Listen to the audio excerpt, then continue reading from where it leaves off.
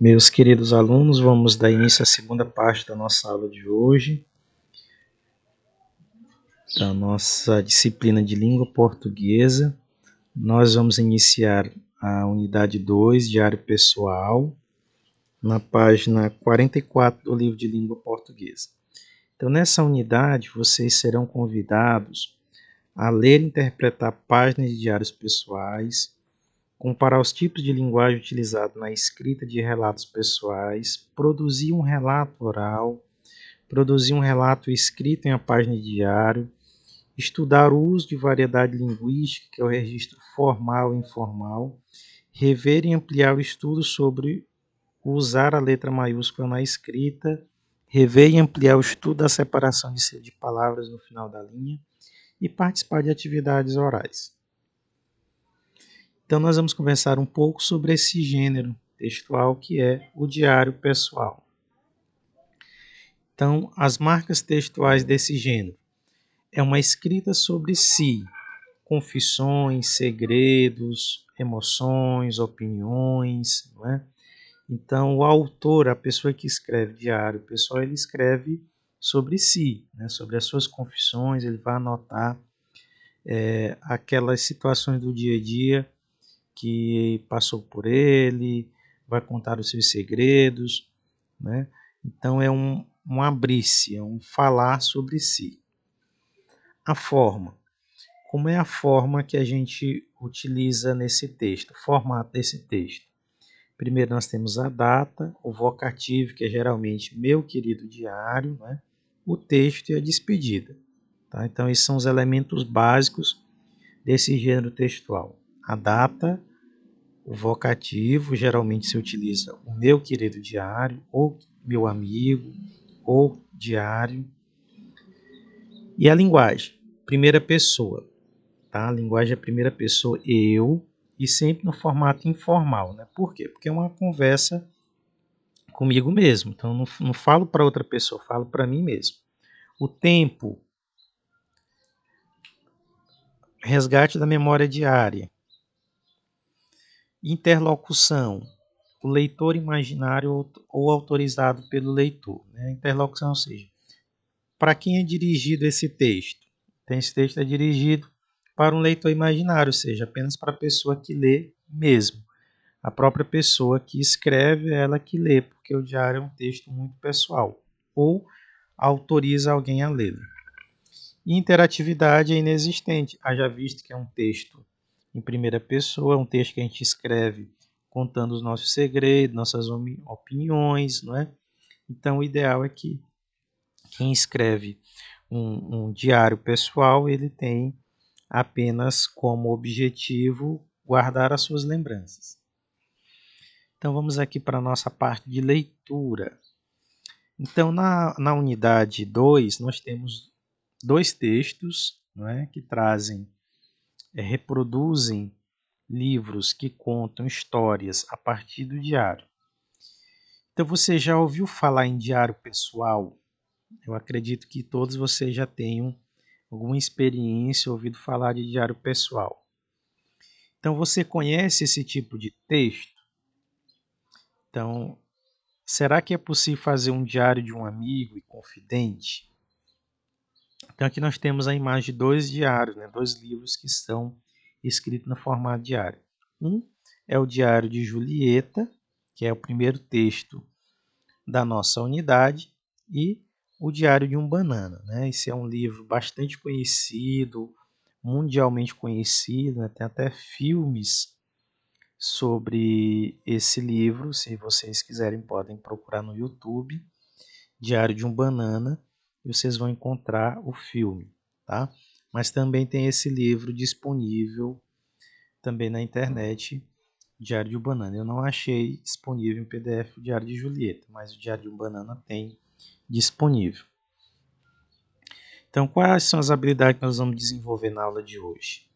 Ler e compreender de forma autônoma textos literários de diferentes gêneros de extensões, inclusive aqueles sem ilustrações, estabelecendo preferência por gênero, temas e autores. O autor. Quem é o autor desse texto, desse primeiro texto que nós vamos ver, né? O Diário de Juliana. O mineiro Ziraldo Alves Pinto é um premiado escritor de livros infanto-juvenis. Ele nasceu em Minas Gerais no ano de 1932. Além de escrever para criança e adolescente, também tem quadrinhos para adultos, que conquistaram muitos admiradores. Entre suas obras destacam O Menino Maluquinho, O Bichinho da Maçã e A Turma do Pererê. Então agora vamos para a leitura do Diário de um Banana, tá? Que está lá no nosso livro de português. Setembro, terça-feira. Antes de mais, deixe-me esclarecer uma coisa. Isso é um livro de memórias, não é um diário. Eu sei que isso diz na capa, mas quando a mamãe saiu para comprar isto, eu pedi-lhe especificamente que me trouxesse um que não dissesse diário. Outra coisa que quero esclarecer desde já é que isso foi ideia da mãe, não minha. Mas se ela pensa que eu vou escrever aqui os meus sentimentos ou algo do gênero, está louca. Por isso não esperem que eu me ponha para aqui com querido diário, isto é, querido diário, aquilo. A única razão de eu ter aceitado isso é porque imagino que mais para frente, quando eu for rico e famoso, vou ter coisas melhores para fazer do que ficar respondendo a perguntas bestas o dia inteiro. Daí esse livro vai vir a calhar. Gregory, conte sobre sua infância. Você sempre foi tão bonito e inteligente. Aqui estão as minhas memórias. Agora, show! Então, as perguntas sobre essa nossa leitura. De acordo com o texto, em que mês, dia o menino escreveu em seu diário? Quem teve a ideia de o menino escrever um diário? Não é? Então, essas informações estão explícitas no texto. Né? Bastando a gente fazer uma leitura rápida no texto, nós vamos ver no topo o mês e o dia em que ele escreveu. Quem foi que teve a ideia? Né? A ideia não partiu dele, partiu da mãe. Né? E as informações implícitas. Porque o menino não queria que a mãe comprasse um diário? E por que o menino irá chamar o diário de livro de memórias? Em sua opinião, o menino escreve ou não sobre os seus sentimentos? Então, nesse primeiro momento, essas informações elas não estão explícitas, né? Por isso são informações implícitas. Elas não estão diretamente no texto, isso depende da nossa interpretação. Então, o menino queria que a mãe não comprasse um diário, ele queria fugir daquele clichê, não é, de escrever diário. Por isso ele diz que não se trata de um diário, mas um livro de memória. Né? Então ele imagina que um dia ele vai ser rico, famoso, e ele não vai querer perder tempo explicando para as pessoas como era a infância, como era a vida dele. E é por isso que ele pensa que esse livro de memórias vai ajudá-lo a lidar com o assédio da imprensa, com as pessoas que querem saber como é a vida dele. Né?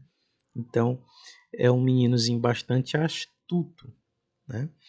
E o primeiro texto do nosso livro, lá na página 46, nós vamos encontrar o Diário de Julieta. Tá? Então, nós temos uma folha do livro Diário de Julieta, onde ela diz: 10 de outubro, companheiríssimo diário. Hoje foi o aniversário do meu querido Romeu. Ele fez 3 anos. Fiquei lembrando tanta coisa. Quando o Romeu chegou em casa, era desse tamanho.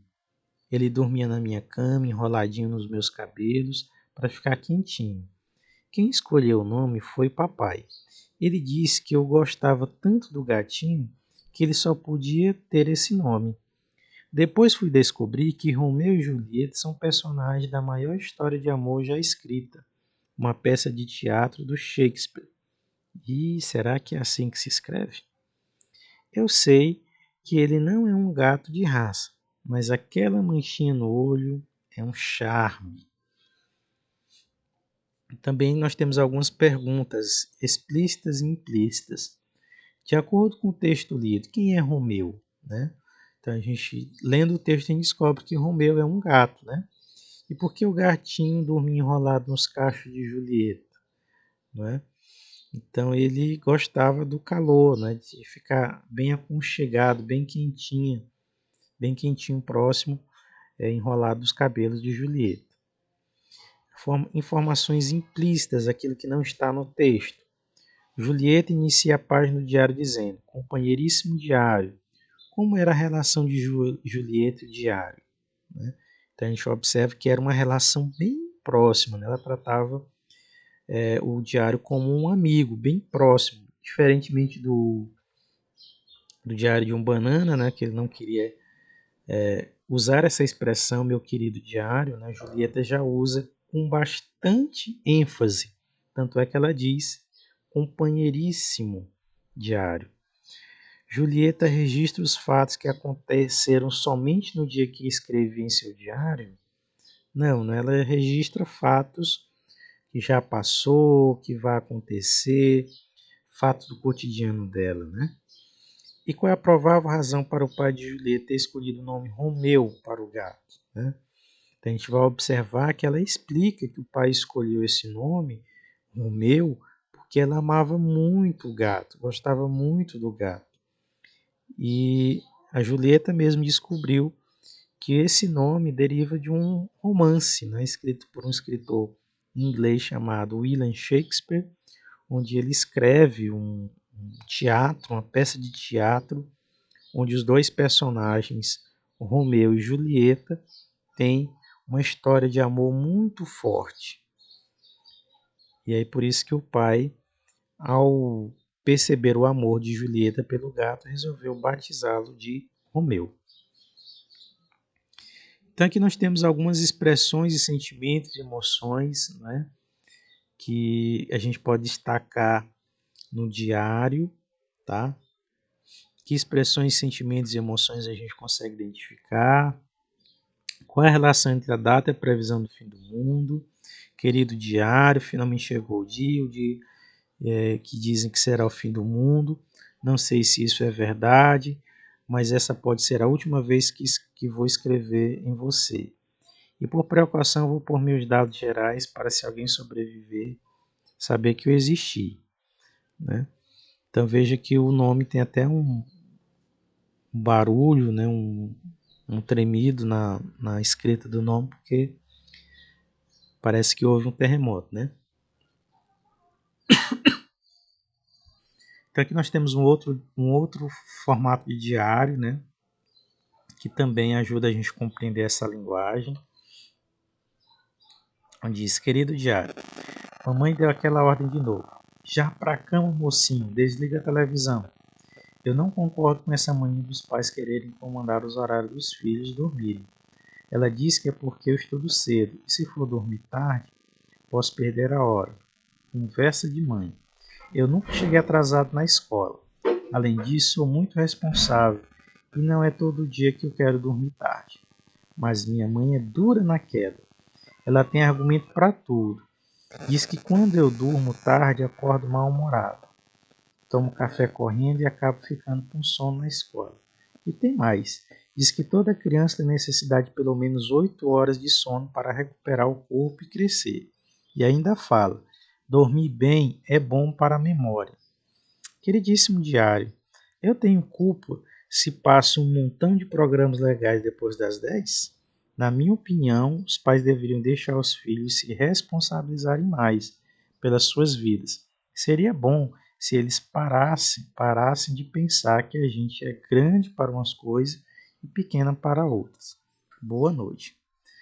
Então vejam, segundo a mãe, por que a autora precisa dormir cedo? Né? Causa e consequência, justamente para não perder a hora das aulas. Qual o sentido da expressão duro na queda? Né? Inferir sentido, né? Difícil de mudar de opinião. Né? Então, quando a gente diz que alguém dura na queda, é que essa pessoa não muda de opinião tão fácil. Por que a intenção do autor ao escrever o texto? A finalidade desse texto é expressar a sua opinião sobre as ordens da mãe. E sobre o que o texto fala, o tema, é a insatisfação em obedecer à mãe. Então são esses elementos que a gente encontra geralmente nos textos de diário, tá? Então chegamos ao final dessa nossa segunda parte da nossa aula e eu vou convidar agora vocês a irmos ao nosso livro de língua portuguesa, página 46 e página 47, para a gente responder às questões da atividade de compreensão do texto. Obrigado a todos e até o nosso próximo encontro.